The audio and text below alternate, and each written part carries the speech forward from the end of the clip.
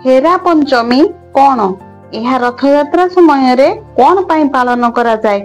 हेरा शब्दर अर्थ कौन? आज आपण मानकु जगन्नाथ और लक्ष्मींकर दाम्पत्य प्रेम कहानी विषय रे एही वीडियो माध्यम रे जानिबा को पाइबे। जय जगन्नाथ सांग माने नमस्कार, मु सुचित्रा आपण मानकु स्वागत करूछि मोर आउ एक नुआ वीडियो को। वीडियोटी भलो लागिले छोट लाइक टे कर देबे। मो चैनल रे नुआ थिले सब्सक्राइब करबा को भूलिबेनी। कमेंट रे जय जगन्नाथ लिखि देबे। स्नान पूर्णिमा रे अत्यधिक पानी रे गाधोई महाप्रभु माने ज्वर रे पड़ंती। अणसर रे सेमानंकर चिकित्सा चले।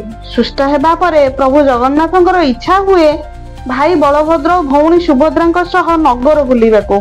तेणु से माता लक्ष्मी ठारू अनुमति नियंती आउ वचन दियंती जे बुलाबुली करी 2 दिन भितर श्रीमंदिर को फेरी आसिबे। स्वामी देह भल नथिला, टिके बुली आसिले काले भल लागिबो। तेणु खुशी रे अनुमति दे दियंती माता लक्ष्मी। 2 दिन रे फेरी आसिबार कथा देई प्रभु जगन्नाथ भाई भौणी साथी रे धरी रथ चढ़ी गुंडीचा मंदिर रे पहुंची जांती। 2 दिन पूरी गलानी हेले प्रभु फेरी नाहांती। माँ लक्ष्मी बारंबार तांको पाखरे मंदिर पाखरे चाही रहिछंती, हेले किछि खबर अंतर नाही। 2 दिन गला, 3 दिन गला, एबे 4 दिन पूरी गला। मांकर आ धैर्य रहिला नाही। बारंबार माँ तांको सैनिकों को पचार थांती, स्वामी फेरिलेनी कि केई तांको फेरिबा खबर आनिछंती कि जाई देखि आसिलो, किंतु बारंबार तांको निराश हेबाकू पडुछि। 5म दिन होई गला किंतु स्वामी फेरिलेनी। माता लक्ष्मींकर विरह एबे रागरे बदली गला। से भाबिले बास अधिका होई गला। केते दायित्वहीन स्वामी ये, तांको कथारे कोन मूल्य नाही, मोर कोन किछि महत्व नाही तांको जीवन रे। ठीक अछि, आज मु तांको जणाई देबी। कथा देई कथा न रखिले कोन हुए। एही कथा भाबी भाबी माता लक्ष्मी तांको सेवक माननकु डाकी आदेश देले, संगे संगे मां पालिंकी प्रस्तुत कर, मु एबे गुंडीचा मंदिर जिबी। मांकर आदेश पाइले मात्र एबे सेवक माने सुंदर भाबरे पालिंकी सजै देले। आ मातांको थाट बाट धरी पालिंकी रे बसी बाहरिले गुंडीचा मंदिर को। माँ चली थांती, सेवक माने तुरी भेरी काहाली मृदंग बजाउ थांती। माँ लक्ष्मी गुंडीचा मंदिर आसुछंती बोली खबर पहुंची गला प्रभुंको पाखरे। जने सेवक जाई प्रभुंको कहिले, प्रभु माँ लक्ष्मी आसीछंती, हेले टिके रागिला बोली लागुछंती। ए कथा सुनी जगन्नाथंकर मने पड़ीगला, अरे मु तो 2 दिन रे फेरी जीवी बोली माता लक्ष्मी को कथा देई आस्तिली। आज आसी 5म दिन होई गला।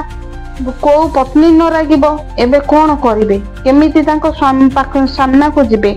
से तो पूरा रागिकी अछंती, काले अभिशाप देई देबे, अन्न ब्रह्म मिलिबनी। तेनु प्रभु भाबिले आ पाखकु जिबा ठीक हेबनी। रागटा कमिला परे देखिबा। एपटे माँ लक्ष्मींकर पालिंकी गुंडीचा मंदिर अगणा रे पहुंचला। प्रभुंकर सबु सेवक माने एकाठी होई गले।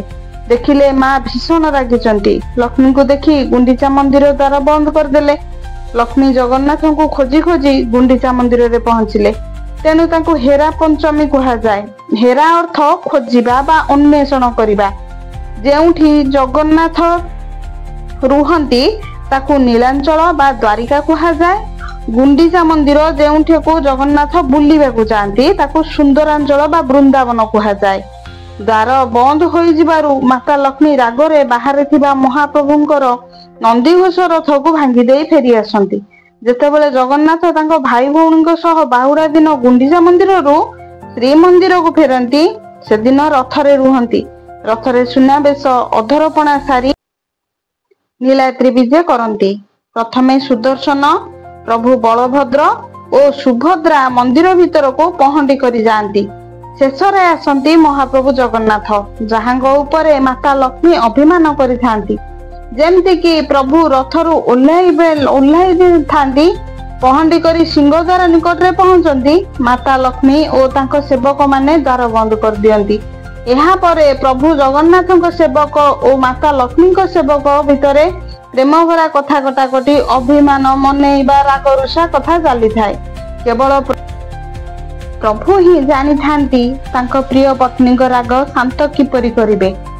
तारपरे प्रभु माता लक्ष्मी को क्षमा प्रार्थना करंती और रसगोल्ला खुआई तांको राग शांत करंती। किंतु मातांको क्रोध तांको स्वामींकर अपार प्रेम और तांकर भोलापण आगरे रसगोल्लार मिठापण रे रही पारे नाही। ଏ ସବୁ ମାନବିକ ଲୀଳା ଏବେ ବି ଜଗନ୍ନାଥ ମନ୍ଦିର ପୁରୀରେ ପାଳନ କରାଯାଏ। ଜଗନ୍ନାଥ ଓ ଲକ୍ଷ୍ମୀଙ୍କର ପ୍ରେମ ଭରା ରାଗ ଅଭିମାନ ସମାଜକୁ ସ୍ୱାମୀ ସ୍ତ୍ରୀ ମାନଙ୍କ ଭିତରେ ସମ୍ପର୍କର ପ୍ରତୀକ ସୂଚାଇଥାନ୍ତି। ଆପଣ ମାନଙ୍କୁ ହେରା ପଞ୍ଚମୀର ଏହି କାହାଣୀଟି କିପରି ଲାଗିଲା ନିଶ୍ଚିନ୍ତ ଭାବରେ କମେଣ୍ଟ କରିକି ଜଣାଇବେ। ମୋ ଚ୍ୟାନେଲ ରେ ନୂଆ ଥିଲେ ସବସ୍କ୍ରାଇब କରିବାକୁ ଭୁଲିବେନି, ବେଲ୍ ଆଇକନ ପ୍ରେସ୍ କରିଦେବେ। ଏମିତି ନୂଆ ନୂଆ ଭିଡିଓର ନୋଟିଫିକେସନ ଆପଣ ମାନଙ୍କ ପାଖକୁ ଚାଲିଯିବ। ଛୋଟ ଲାଇକ୍ ଟେ କରିଦେବେ, ଅଧିକରୁ ଅଧିକ ସେୟାର କରିଦେବେ। ରହୁଛି, ପୁଣି ଦେଖାହବ ଆଉ ଏକ ନୂଆ ଭିଡିଓରେ। ନମସ୍କାର, ଜୟ ଜଗନ୍ନାଥ।